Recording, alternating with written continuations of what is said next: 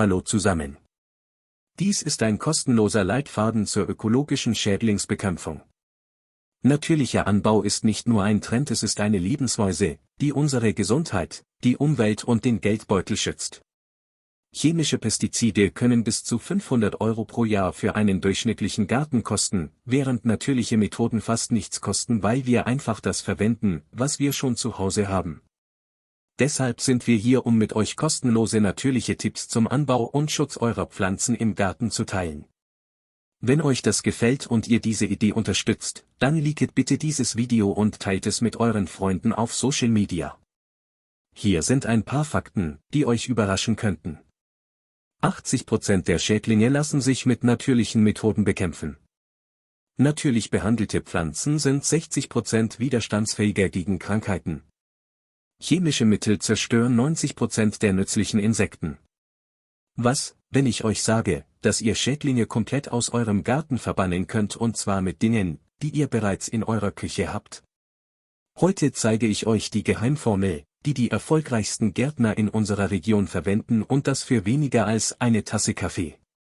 Bleibt unbedingt bis zum Ende dabei, denn ich gebe euch ein Rezept, das euren Garten in nur 7 Tagen verwandeln kann. Aber bevor wir loslegen, wenn ihr praktische Tipps liebt, die wirklich funktionieren, drückt auf den Like-Button, das zeigt mir, dass euch solche Inhalte gefallen. Und vergesst nicht, den Kanal zu abonnieren, denn jede Woche teile ich neue Gartengeheimnisse. Also, los geht's. Vor 3 Jahren war mein Garten ein echter Horrorfilm. Blattläuse haben meine Tomaten überfallen, Schnecken haben alles gefressen, was ich gepflanzt hatte, und der Kohl? Der sah aus, als wäre er durch einen Häcksler gelaufen. Ich habe hunderte Mark für chemische Mittel ausgegeben. Gesprüht, behandelt, sogar Profis bezahlt. Ergebnis? Nichts. Noch schlimmer als vorher. Dann sagte mir ein alter Gärtner aus Düsseldorf etwas, das meinen Blick auf das Gärtnern komplett verändert hat. Er sagte: Junge, die Natur hat alles, was du brauchst. Du musst nur wissen, wo du schauen musst. Und hier bin ich heute, 3 Jahre später, mit einem Garten wie aus dem Katalog, ohne Chemie, nur mit natürlichen Rezepten, die ich euch heute zeige. Rezept 1: Knoblauch-Zwiebelbombe. Vertraut mir, Schädlinge fliehen davor wie der Teufel vorm Weihwasser. Ihr braucht 5 Knoblauchzehen, ja, richtig gehört, 5 ganze Knollen. 1 große Zwiebel. 1 Teelöffel gemahlene Chilischoten. 1 Teelöffel Flüssigseife, biologisch abbaubar. 1 Liter Wasser. Und so geht's. Ich schneide den Knoblauch und die Zwiebel in kleine Stücke, muss nicht perfekt sein, Hauptsache die Zellen platzen und der Saft kommt raus. Dann 15 Minuten in Wasser kochen. Das Haus riecht wie bei der besten Suppe der Welt, aber lasst euch nicht täuschen, das ist eine Massenvernichtungswaffe gegen Schädlinge.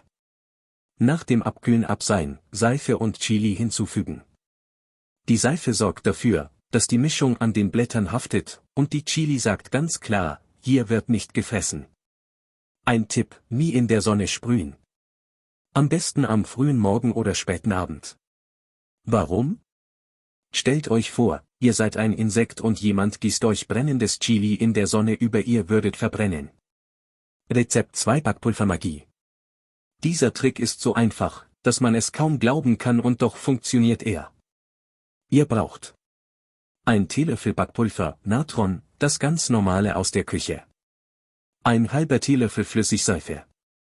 1 Liter lauwarmes Wasser.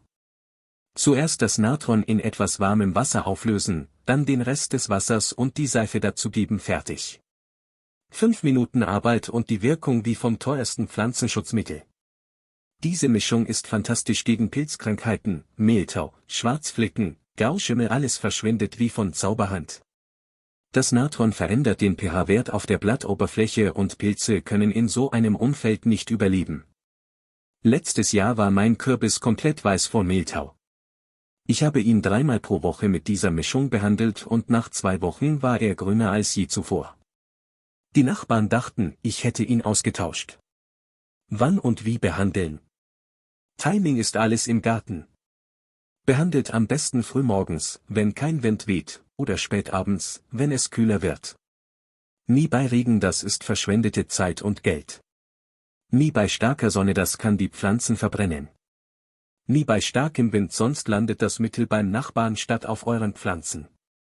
Und was den Kalender betrifft, beginnt mit der Behandlung, sobald das erste Blatt erscheint. Vorbeugung ist besser als Heilung. Ich persönlich behandle jede Woche während der gesamten Saison, das ist mein Ritual, wie der morgendliche Kaffee.